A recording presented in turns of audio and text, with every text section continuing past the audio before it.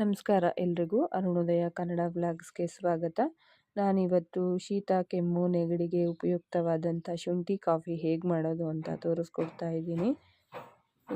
ಇದನ್ನು ಮಾಡೋದಕ್ಕೆ 1 ಲೋಟ ನೀರನ್ನು ನಾನು ಇಡ್ತಾ ಇದ್ದೀನಿ. ಅದಕ್ಕೆ ಬೇಕಾಗುವಂಥದ್ದು 1 ಸ್ಪೂನಷ್ಟು ಧನಿಯಾ, ಅದೇ ಸ್ಪೂನ್ನ ಅಳತೆಯಲ್ಲಿ ಜೀರಿಗೆಯನ್ನು ತಗೊಂಡಿದ್ದೀನಿ. ಮತ್ತು 3 ರಿಂದ 4 ಕಾಳಾಗುವಷ್ಟು ಮೆಣಸನ್ನು ನಾನು ತೊಗೊಂಡಿದ್ದೀನಿ. ಅದಾದ ನಂತರ 3 ರಿಂದ 4 ಲವಂಗ, ಒಂದು ಸ್ವಲ್ಪ ಚಕ್ಕೆ, 2 ಇಂಚಿನಷ್ಟು ಶುಂಠಿ, ಸ್ವಲ್ಪ ಬೆಲ್ಲವನ್ನು ಸೇರಿಸ್ಕೊತಾ ಇದ್ದೀನಿ. ಇದು 1 ಲೋಟ ನೀರು ಅರ್ಧ ನೀರಾಗುವಷ್ಟು ಕುದಿಸ್ಕೋಬೇಕು ನಾವು.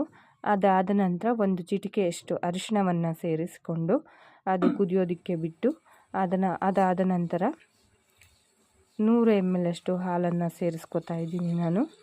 ಹಾಲು ಸಹ ಕುದಿಬೇಕು, ಸ್ವಲ್ಪ ಉಕ್ಕು ಬರೋವರೆಗೂ ಸಹ ನಾವು ಕಾಯಬೇಕಾಗುತ್ತೆ. ಇದು ನೆಗಡಿ ಕೆಮ್ಮು ಬಂದಾಗ ದಿನದಲ್ಲಿ 2 ಸಾರಿ ಮಾಡಿ ಕುಡಿಯೋದ್ರಿಂದ ನೆಗಡಿ ಕೆಮ್ಮು ಶೀತ ಸಹ ಅವಾಯ್ಡ್ ಆಗುತ್ತೆ, ತಲೆನೋವು ಸಹ ತುಂಬ ಕಮ್ಮಿ ಆಗುತ್ತೆ. ಸೊ ನೀವು ಮನೇಲಿ ಟ್ರೈ ಮಾಡ್ತೀರಾ ಅಂತ ಭಾವಿಸ್ತೀನಿ.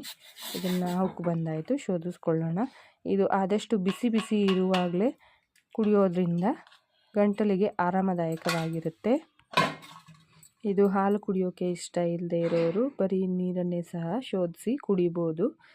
ಇದನ್ನು ನೀವು ಮನೇಲಿ ಒಂದ್ಸತಿ ಟ್ರೈ ಮಾಡಿ. ನನ್ನ ಚಾನಲ್ನ ಸಬ್ಸ್ಕ್ರೈಬ್ ಮಾಡಿ. Thank you.